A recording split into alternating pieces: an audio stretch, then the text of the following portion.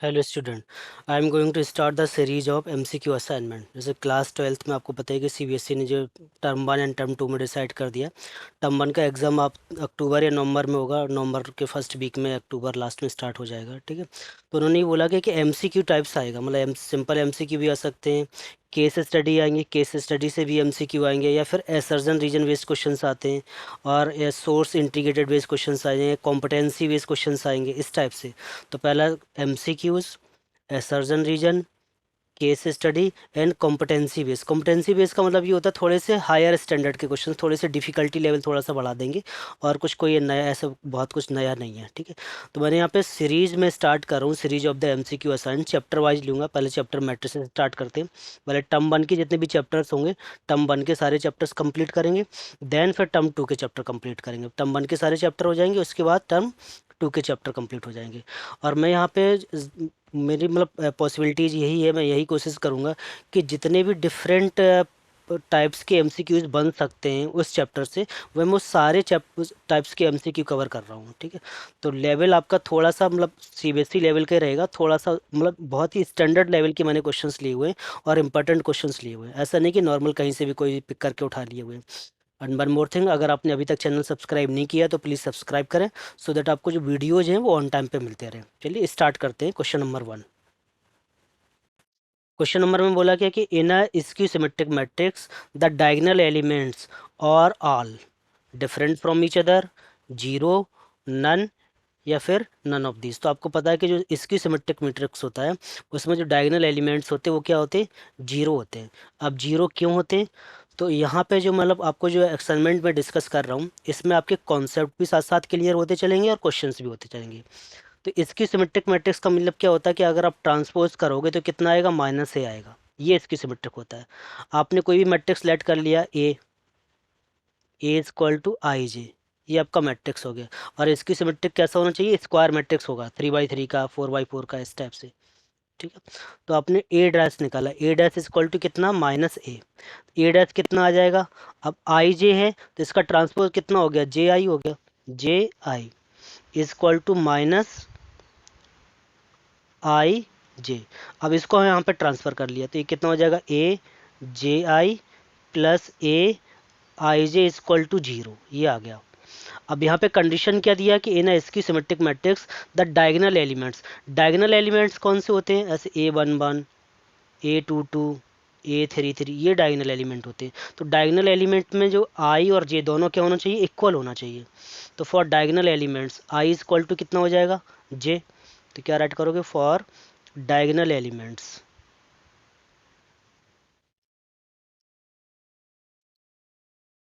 I is equal to कितना, J आ गया। तो यहाँ पे कितना हो जाएगा, A I I plus A I I is equal to zero. तो कितना हो गया, two A I I is equal to zero, implies that A I I is equal to कितना आ गया, जीरो आ गया। तो ऑल डायगोनल एलिमेंट्स क्या होंगे, जीरो होंगे। तो ये क्वेश्चन सॉल्व हो गया। ठीक है, अब बाई चांस किसी ने आपसे बोल दिया कि आप इसकी सिमेट्रिक मैट्रिक्स का एक एग्जाम्पल बोलो, 1 या 2 एग्जाम्पल राइट करो डायरेक्ट। तो एग्जाम्पल कैसे बनाते हैं इसकी सिमेट्रिक मैट्रिक्स का, उसके लिए मेथड देख लो। जैसे आपको इसकी सिमेट्रिक मैट्रिक्स का एग्जाम्पल बनाना है, 3x3 का बनाना है, तो आपने क्या किया कि जो डायगोनल एलिमेंट्स है, डायगोनल एलिमेंट को पहले आप जीरो जीरो राइट कर लो। ऑल डायगोनल एलिमेंट्स क्या होते हैं, जीरो होते हैं। तो यहाँ पे भी जीरो आ जाएगा, इसको छोड़ दिया, इसको छोड़ दिया, यहाँ जीरो आ गया, इसको छोड़ दिया, इसको छोड़ा, और यहाँ जीरो आ गया। डायगोनल एलिमेंट्स हमने क्या राइट कर दिया, जीरो। यहाँ तक क्लियर है। अब जो डायगोनल के अपोजिट, जो विदाउट डायगोनल एलिमेंट्स है उनके अपोजिट एलिमेंट्स आएंगे, वो अपोजिट एंड साइन आएंगे। जैसे ये 4 है, तो 4 के अपोजिट में यहाँ पे कितना राइट करोगे, -4, अपोजिट एंड साइन, ऐसे। ये अपोजिट एलिमेंट है। नेक्स्ट यहाँ पे कोई भी एलिमेंट ले लो, जैसे यहाँ पे आपने -5 ले लिया, तो आप इसके अपोजिट में यहाँ पे कितना राइट करोगे, 5। यहाँ पे आपने 7 लिया, तो आप इसके अपोजिट में यहाँ पे कितना राइट करोगे, -7। ये देखो अपोजिट है ऐसे, इस टाइप से ऐसे। तो ऐसे आप एग्जाम्पल दे सकते हैं इसकी सिमेट्रिक मैट्रिक्स का, 1 2 कितने भी एग्जाम्पल दे सकते हैं। ठीक है, ये क्लियर हो गया। Next question number 2। Question two number 2 में एक मैट्रिक्स एम की वैल्यू गिवन है, और ये की कंडीशन गिवन है। अब इस कंडीशन के अकॉर्डिंग, ठीक है, एम कितना है, 1 2 2 1, then N M square lambda M minus I two equal to zero. I two का मीनिंग क्या हुआ कि आइडेंटिटी मैट्रिक्स ऑफ ऑर्डर 2। तो m गिवन है, तो फर्स्ट ऑफ ऑल हम लोग क्या करते हैं, एम स्क्वायर निकाल लेते हैं। क्या निकालेंगे, एम स्क्वायर। एम स्क्वायर कैसे निकालोगे, दोनों को मल्टीप्लाई करोगे, 1 1 ऐसे m इंटू एम, तो कितना हो जाएगा, एम स्क्वायर हो जाएगा, 1 2 2 3। अब मैट्रिक्स में मल्टीप्लाई कैसे करते हैं, ऑर्डर सेम है तो मल्टीप्लिकेशन क्या होगा, पॉसिबल होगा। नहीं तो इन जनरल ये मेथड होता है, जैसे मैट्रिक्स कोई ए गिवन है, दूसरा मैट्रिक्स कितना है, बी गिवन है। मैट्रिक्स ए का ऑर्डर है m into N, matrix B का ऑर्डर कितना है, p क्रॉस q। तो ये मैच होना चाहिए, एंड स्टार्ट इस इससे लर्न कर सकते हो। तो अगर ये एंड और स्टार्ट मैच हो रहा है तो मल्टीप्लिकेशन क्या है, पॉसिबल है। अब मल्टीप्लाई करते कैसे, जैसे फर्स्ट का आप रो पिक करोगे, क्या पिक किया, रो, और सेकंड के जितने भी कॉलम्स हैं उन सभी कॉलम्स के साथ मल्टीप्लाई करेंगे। पहले मैट्रिक्स का आपने क्या पिक किया, रो, और सेकंड के जितने भी कॉलम्स हैं उन सब के साथ मल्टीप्लाई करोगे। तो रो कौन सा है आपका, 1 2 है, तो आपने यहाँ पे क्या राइट किया, 1 2। अब कॉलम कितने हैं, 1 2, 2 कॉलम है, तो रो को आप 2 बार राइट कर दो, 1 2, और फिर से कितना राइट कर दिया, 1 2। जितने भी कॉलम्स होते हैं उतने टाइम हम रो को राइट कर देते हैं। Got it. अब ये R1 है, R1 को किससे मल्टीप्लाई करोगे, C1 को। C1 का फर्स्ट एलिमेंट कितना है, 1, तो 1 इंटू 1 आएगा, प्लस फिर सेकंड एलिमेंट सेकंड के साथ 2 इंटू 2 ही हो गया। ऐसे यहाँ पे भी क्या आएगा, अब ये R1 है, R1 को आप किससे मल्टीप्लाई करोगे, C2 से मल्टीप्लाई करोगे, तो C2 का फर्स्ट एलिमेंट कितना है, 2, तो यहाँ 2 हो गया, प्लस सेकंड एलिमेंट कितना है, 3, तो यहाँ पे कितना राइट कर दोगे, 3। सिमिलरली अब R2 पिक किया, R2 को कितनी बार राइट करोगे, 2 बार, कॉलम कितने, 2, तो 2 बार राइट कर दो, 2 3 2 3, ऐसे राइट कर दिया। अब सेम प्रोसेस, पहले R2 को किसके साथ करोगे, C1 के साथ करोगे। C1 का फर्स्ट एलिमेंट 1 है, सेकंड एलिमेंट कितना है, 2, तो फर्स्ट एलिमेंट फर्स्ट के साथ आएगा, सेकंड एलिमेंट सेकंड के साथ आएगा। अब C2 के साथ करना है, C2 का फर्स्ट एलिमेंट कितना है, 2 है, और सेकंड एलिमेंट कितना है, 3, तो फर्स्ट एलिमेंट फर्स्ट के साथ प्लस सेकंड एलिमेंट सेकंड के साथ, ऐसे मल्टीप्लाई किया। तो मल्टीप्लाई किया कितना हो जाएगा, 2 2 जा 4, 4 + 1 5, ये आ गया, और 3 2 जा 6, 6 + 2 8 हो गया। अच्छा, 2 1 जा 2, 3 2 जा 6, यहाँ पे कितना आ गया, 8 आ गया। 2 2 जा 4, और 3 3 जा 9, 9 और 4 कितना हो रहा है, 13। ये आपका फाइनली एम स्क्वायर आ गया। अब यहाँ पे हम सबकी वैल्यूज पुट कर सकते हैं, M square lambda M minus I2। तो आपको किस में पुट करना है, M square minus lambda M minus I2 equal to क्या है, 0 है, तो 0 मीन्स 0 मैट्रिक्स, ऐसे 0 0 0 0 ऐसे पुट करेंगे। अच्छा, लेमडा एम गिवन है, तो लेमडा का मतलब क्या है कि आपके पास जो मैट्रिक्स एम गिवन है उसमें आप लेमडा से मल्टीप्लाई कर दोगे। तो यहाँ पे सारी वैल्यूज पुट कर लेते हैं, और पुट करके फिर देखते हैं क्या सॉल्यूशन आ रहा है। ठीक है, लेट्स सी। एम स्क्वायर आपका कितना आया, 5 8 8 13, ये आपका एम स्क्वायर आ गया, माइनस लेमडा एम, मतलब आपके पास जो एम है उसमें किससे मल्टीप्लाई कर देना है, लेमडा से। एम आपका ये है, 1 2 2 3, तो कितना हो जाएगा, लेमडा 2 लेमडा, यहाँ पे कितना आएगा, 2 लेमडा 3 लेमडा, ये एम आ गया।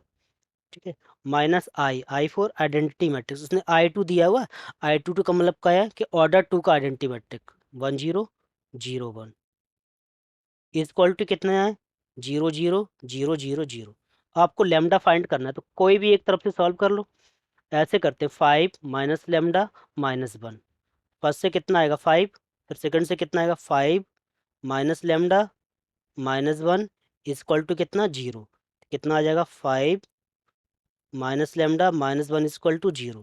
तो यहाँ से देख लो लेमडा इक्वल टू कितना आ रहा है, 4, तो लेमडा इक्वल टू 4 आंसर आ गया आपका। कितना आया, लेमडा इक्वल टू 4, तो देख लेते 4 कौन सा ऑप्शन है, D, option D is the correct, ये आंसर आ गया, लेमडा इक्वल टू 4। ठीक है, तो क्वेश्चन नंबर 1 एंड 2 हो गए। नेक्स्ट थर्ड लेते हैं। थर्ड में पहले यहाँ पे मैं शो कर दूँ सो दैट क्वेश्चन आपको क्लियर हो गए। ए का वैल्यू ये गिवन है, cos alpha minus sine alpha cos alpha, and B कितना गिवन है, cos beta minus sine beta cos beta. Then correct relation. अब ये रिलेशन चेक करना है, तो रिलेशन चेक करने के लिए आपको क्या करना होगा, सब कुछ कैलकुलेट करना होगा। ए स्क्वायर निकालोगे, बी स्क्वायर निकालोगे, ए प्लस बी निकालोगे, बी माइनस ए निकालोगे, ए बी निकालोगे, बी ए निकालोगे, सिंपली बस मल्टीप्लाई ही करना है। तो आप मल्टीप्लाई कर, मल्टीप्लिकेशन ऑलरेडी हमने बता दिया, तो मल्टीप्लाई कर लोगे। ऑप्शन में बता दे रहा हूँ कौन सा। सॉल्व करोगे तो A B and B C, तो ए बी और बी ए इन दोनों का मल्टीप्लाई करने पे आंसर क्या आएगा, सेम आएगा। चलिए मैं एक बार करके आपको शो कर दे रहा हूँ।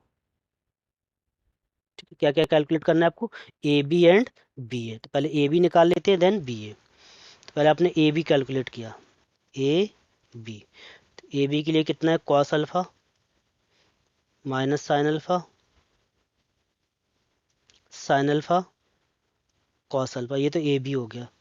बी ए कितना है, cos beta minus sine beta,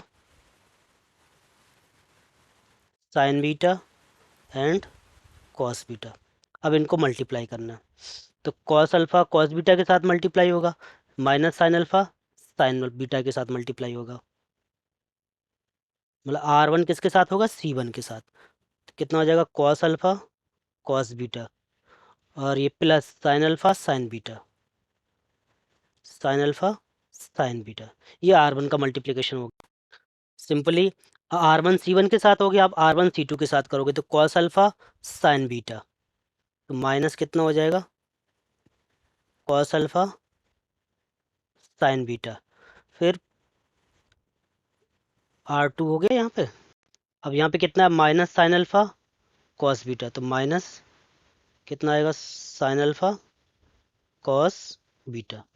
अब आर टू को करते हैं, तो आर टू को पहले सी वन के साथ करोगे, साइन अल्फा कॉस बीटा, कितना आएगा, साइन अल्फा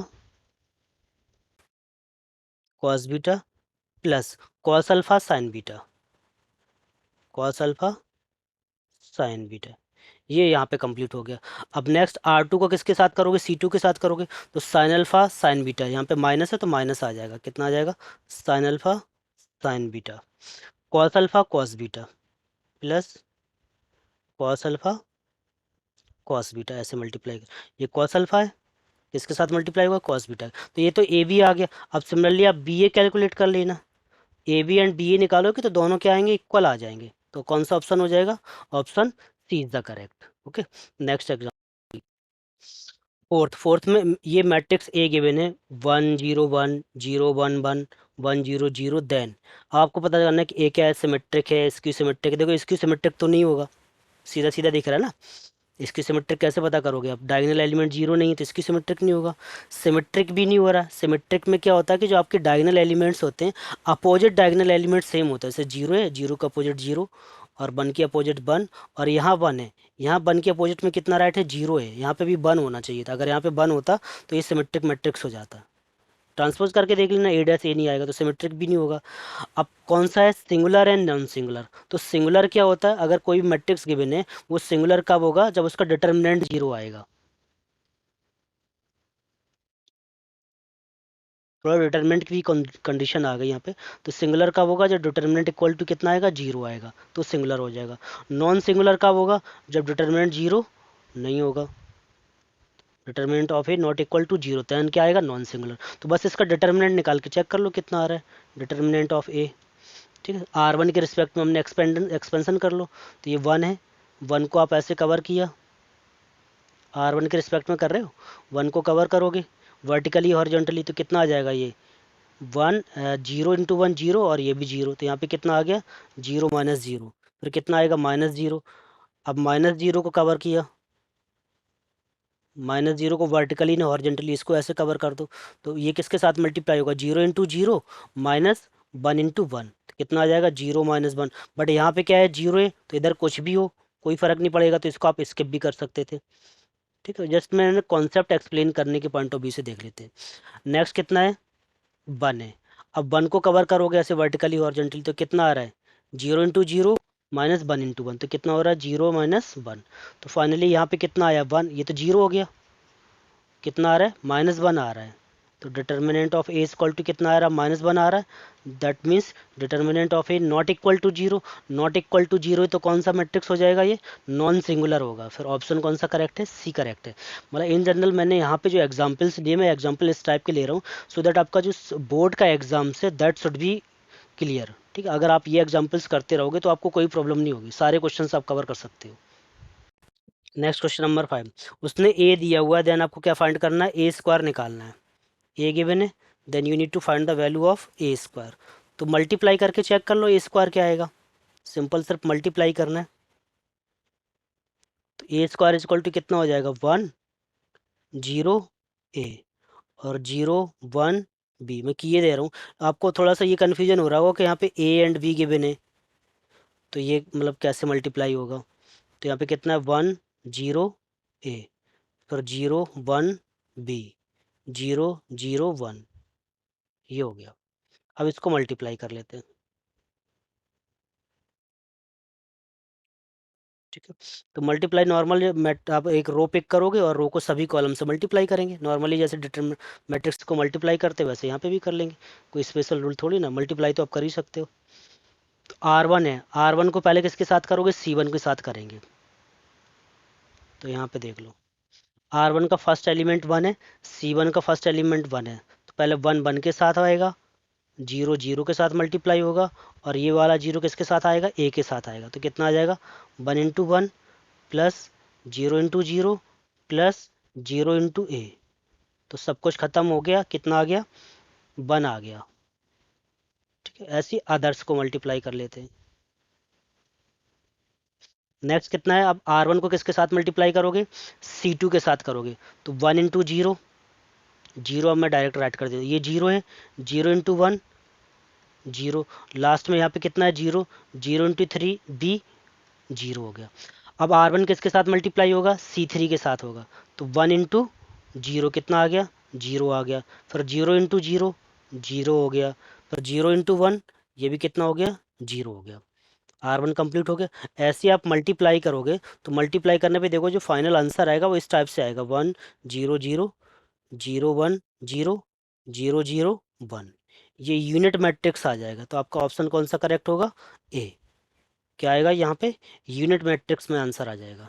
ठीक है, तो क्वेश्चन नंबर कौन सा था, 5। नेक्स्ट 6। अब ये 6 थोड़ा सा डिफरेंट है, यहाँ पे क्या है, ए टू पावर एन गिवन है, तो आप एन टाइम तो मल्टीप्लाई करोगे नहीं ना, ऐसा थोड़ी कि एन बार मल्टीप्लाई करते रहेंगे तो ऐसा हो जाएगा। ठीक है, दिस इज़ नॉट पॉसिबल, मतलब इतना करना टफ है ना।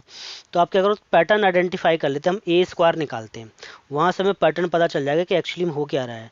1 1 और यहाँ पे कितना है, 0 1, ये तो ए है। फिर से आप ये राइट कर लो, 1 0 1 1। अब इन दोनों को मल्टीप्लाई कर लेते हैं, मल्टीप्लाई करोगे तो 1 किसके साथ मल्टीप्लाई होगा, 1 के साथ होगा, 1 1 तो 1 आ गया। फिर 1 किसके साथ आएगा, 0 के साथ, तो प्लस 0 आ गया, यहाँ पे तो 0 आ गया, गॉट इट, ए स्क्वायर में। देन फिर 1 किसके साथ मल्टीप्लाई होगा, 1 के साथ, और ये वाला भी 1 के साथ 1, तो 1 प्लस 1 कितना आ गया, 2 आ गया। अब R2 किया, R2 का पहला एलिमेंट क्या है, 0, 0 इंटू 1 0 और 1 इंटू 0 0, तो यहाँ पे कितना आ गया, 0 आ गया। अब R2 C2 के साथ करोगे, ये 0 इंटू 1 कितना आएगा, 0, और 1 इंटू 1 कितना आ रहा है, 1 आ रहा है ये।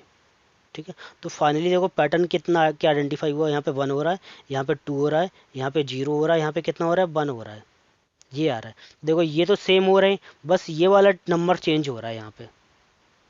ठीक है, तो ए स्क्वायर में तो यहाँ पे तो 2 आ गया। अब सिमिलरली अगर आप ए क्यू निकालोगे इसी क्वेश्चंस में, तो ए क्यू में आपका आंसर कुछ ऐसे आएगा, 1 0, और यहाँ पे कितना आ जाएगा, 3 आ जाएगा। ए क्यू निकालोगे कैसे, आपका जो ए स्क्वायर आया ना, ए स्क्वायर को ए के साथ मल्टीप्लाई कर लोगे। देखो यहाँ पे ये वाला चेंज हो रहा है, तो ऑप्शन देख लो कौन सा करेक्ट है, ए में ये 1 0 1 और यहाँ पे एन है, यही मैच हो रहा है, तो कौन सा हो जाएगा, option A is the correct. इसको हम ऐसे सॉल्व कर सकते हैं। ठीक है, नेक्स्ट एग्जाम्पल 7। अच्छा, यहाँ पे इस क्वेश्चंस में इन जनरल बच्चों को कुछ ज़्यादा थोड़ी सी कन्फ्यूजन हो जाती है इस वाले केस में, इसको ठीक से समझते हैं। अब इसको सॉल्व करते हैं, यहाँ पे दिया ए बी इक्वल टू 0, मतलब आपके पास 2 मैट्रिक्सेस हैं, उनको मल्टीप्लाई करोगे तो आंसर क्या आएगा, 0 मैट्रिक्स आएगा, इफ़ एंड ओनली इफ। मतलब ऐसा बोला कि इफ़ एंड ओनली, मतलब यही हो सकता, कुछ और नहीं हो सकता। इफ़ एंड ओनली इफ़ में ऑप्शन ए में दिया कि A not equal to zero, B zero, कि अगर बी जीरो होगा तो मल्टीप्लिकेशन जीरो आएगा, कोई और जीरो होगा तो मल्टीप्लिकेशन जीरो नहीं आएगा, तो ए भी तो जीरो हो सकता है। तो ऑप्शन ए तो हो गया, रिजेक्ट हो गया, मतलब आइदर ए और बी दोनों में से कोई एक जीरो हो तो जीरो आ जाएगा। ऑप्शन बी में क्या दिया है कि A zero B not equal to zero, तो बी जीरो हो सकता है, तो दिस इज ऑल्सो रिजेक्ट हो गया। मतलब वहाँ पर क्या गिवन है, इफ एंड ओनली इफ, मतलब इसका मीनिंग किया है कि सिर्फ यही कंडीशन हो सकती है, ए ही जीरो हो और बी ना जीरो हो, B is not equal to zero, तभी मल्टीप्लाई पे जीरो आएगा। बट ऐसा भी तो पॉसिबल है बी जीरो हो जाए, तो ये भी रिजेक्ट हो गया। थर्ड में दिया है कि आइदर ए जीरो और बी जीरो, तो यहाँ पे आपको लग सकता है कि हाँ ऐसा कुछ हो सकता है कि ए और बी में से कोई एक जीरो हो, और डी क्या है, नन ऑफ दीज। तो आप सोचें, कुछ बच्चे डायरेक्टली, मतलब थोड़े जो जल्दबाजी में होंगे वो तो ए या बी में टिक कर देंगे, और कुछ थोड़ी समझदारी से करेंगे वो सी में टिक करेंगे कि ऑप्शन सी हो जाएगा। बट ऑप्शन सी भी क्या है, इनकरेक्ट है। ऐसा नहीं है कि अगर दोनों मैट्रिक्स जीरो ही हो, दोनों में से कोई एक जीरो हो, तभी मल्टीप्लाई करने पे जीरो आएगा। दोनों मैट्रिक्स अगर नॉन जीरो हैं और फिर भी हम मल्टीप्लाई करें तब भी आंसर जीरो आ सकता है। तो मैं एक एग्जांपल ले रहा हूँ, मैट्रिक्स ए और मैट्रिक्स बी। ये देखिए, यहाँ पे मैंने टू मैट्रिक्स लिए, ए एंड बी, दोनों मैट्रिक्स क्या है, नॉन जीरो है। अब इन दोनों को अगर आप मल्टीप्लाई करते हो, लेट्स सी, अभी आपको क्लियर हो जाएगा। दोनों को मल्टीप्लाई करके चेक कर लेते हैं, 0 2 0 3, ये तो मैट्रिक्स ए हो गया। दूसरा कौन सा, मैट्रिक्स बी, 7 - 2 0 0, मल्टीप्लाई कर लें। तो मल्टीप्लाई में क्या होगा कि आपका जो R1 होगा वो C1 के साथ मल्टीप्लाई होगा, तो जीरो किसके साथ मल्टीप्लाई आएगा, 7 के साथ आएगा मल्टीप्लाई में। कितना हो जाएगा, 0 × 7 प्लस टू किसके साथ मल्टीप्लाई आएगा, जीरो के साथ, 2 × 0। फिर आप R1 किसके साथ करोगे, C2 करोगे, तो जीरो किसके साथ मल्टीप्लाई होगा, -2 के साथ, 0 × -2। और ये टू किसके साथ मल्टीप्लाई आएगा, जीरो के साथ, +2 × 0। R1 कंप्लीट हो गया। सेम वे में हम R2 भी कंप्लीट करते हैं। क्वेश्चंस को स्क्रीन पे ही रखते हैं। ये R2 में क्या है, 0 3, तो जीरो किसके साथ मल्टीप्लाई में आएगा, 7 के साथ। कितना हो जाएगा, 0 × 7।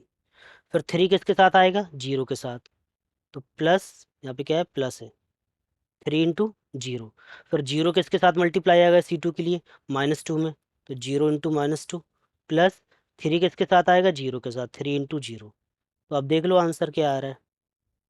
यहाँ पे भी क्या आया है, जीरो, यहाँ से भी क्या आया है, जीरो, यहाँ से भी क्या आया है, जीरो, और यहाँ से भी क्या आया है, जीरो, तो 0 0 0 0। ठीक है, तो आपने टू मैट्रिसेस लिए थे, ए एंड बी, और दोनों क्या थे, नॉन जीरो थे, बट मल्टीप्लाई किया तो मल्टीप्लाई करने पे आंसर कितना आ गया, जीरो आ गया। इसका मतलब कौन सा ऑप्शन होगा, डी करेक्ट होगा। ठीक है, तो सी नहीं आएगा। कुछ स्मार्ट बच्चे होते हैं ना जो सी में टिक करके चले आएंगे जल्दबाजी में। तो प्रॉपरली चीज़ें आपको, कॉन्सेप्ट अगर आपकी क्लियर है, मैंने इन जनरल यहाँ पे जो मैं असाइनमेंट डिज़ाइन किए हैं वो इस टाइप से लिए कि आपकी जो कॉन्सेप्चुअल मिस कन्फ्यूजन होती है, जैसे यहाँ पे कन्फ्यूजन होती है बच्चों को, बोले कि ए और बी में से कोई एक जीरो हो तो जीरो हो जाएगा, सी पे टिक कर दोगे। बट यहाँ पे ऐसा भी है कि दोनों नॉन जीरो हैं, तब भी मल्टीप्लाई करने पे आंसर क्या आ सकता है, जीरो आ सकता है, तो option D is the correct. ठीक है, और वन मोर थिंग, अगर आपने चैनल सब्सक्राइब नहीं किया तो सब्सक्राइब करें, अपने फ्रेंड के साथ भी शेयर करें, और आप कमेंट बॉक्स में अपने सजेशन ज़रूर दें। ठीक, नेक्स्ट असाइनमेंट में फिर से मैं अभी मैट्रिक्स के ही कंप्लीट करूंगा अप्रॉक्सीमेट। मेरा टारगेट है कि हर चैप्टर के 50 से 60 क्वेश्चंस कवर हो जाएं। जैसे कुछ क्वेश्चन तो एमसीक्यू असाइनमेंट एमसीक्यू में ले लेंगे, फिर हम एक सर्जन रीजन की असाइनमेंट लेंगे, कुछ क्वेश्चन उसमें आ जाएंगे, केस स्टडी की लेंगे, कुछ उसमें आ जाएंगे, फिर एक और लास्ट में लेंगे कॉम्पिटेंसी बेस्ड क्वेश्चन, थोड़े से हायर डिफिकल्टी लेवल के कुछ उसमें आ जाएंगे। तो एक चैप्टर के ऑन एन एवरेज 60-70 क्वेश्चन और वेज कवर हो जाएंगे, हर चैप्टर के 60 to 70 क्वेश्चंस कवर हो जाएंगे, और वो भी इंपॉर्टेंट, तो इतना मोर देन सफिशियंट है। इसके साथ साथ आप एनसीईआरटी करते वो करते रहो, चैप्टर वाइज है, चैप्टर वाइज कर लो। ठीक है, थैंक यू।